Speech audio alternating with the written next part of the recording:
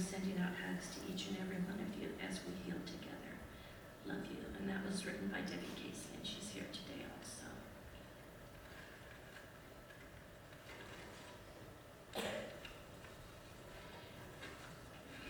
Another memory by someone else. She was a pillar of strength, advocacy, integrity, love, and friendship. We were blessed to know her. She was blessed by her close, loving family here in the ICN. I know she felt loved by all of you. May her memory be a blessing to all. I loved her love of Disney, cats, trinkets, traveling, helping others in need, and her love of life. She pushed so hard through her tremendous suffering with her health and always held on to the positivity and faith that God gave her. She loved my girls, and they loved her. They were always eager to jump in and help take care of her cats and style her hair into braids. I feel so lucky they had such a close relationship with such a special woman. I was able to drop off some Nutella crepes for her last week, the day she was transported home.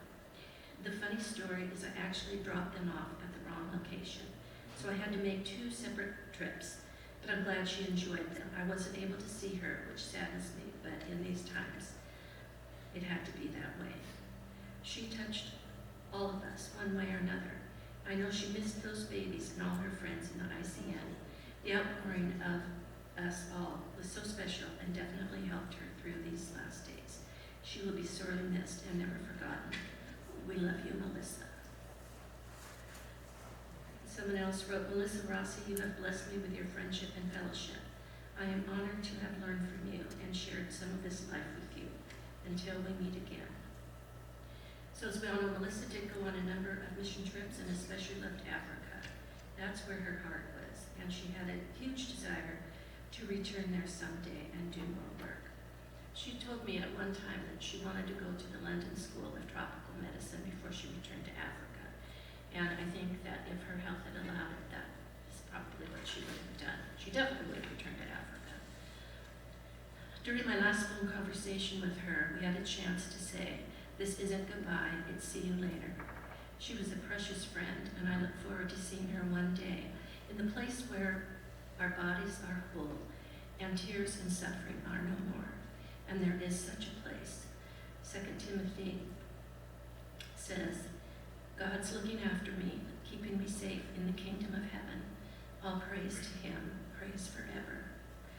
We grieve and yet we rejoice that Melissa has safely arrived in heaven to be in the forever presence of Jesus. I'm sure that the Lord's words to her when she arrived was, well done, good and faithful servant.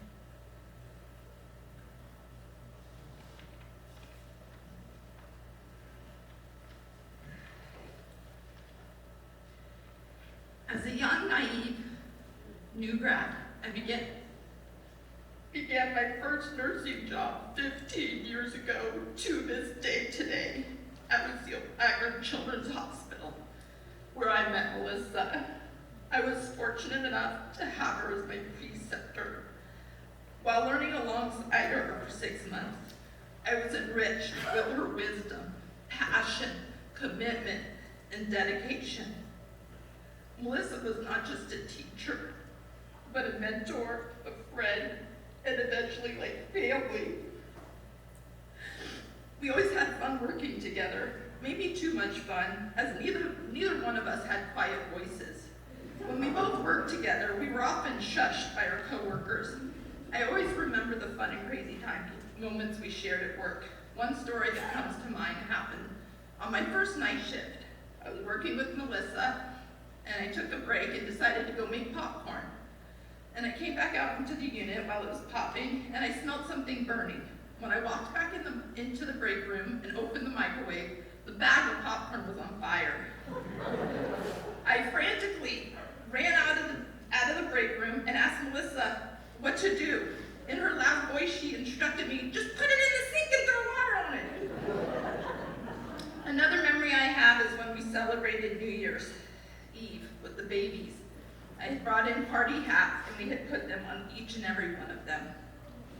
Melissa was a remarkable nurse, caring for mothers and babies her years at Stanford.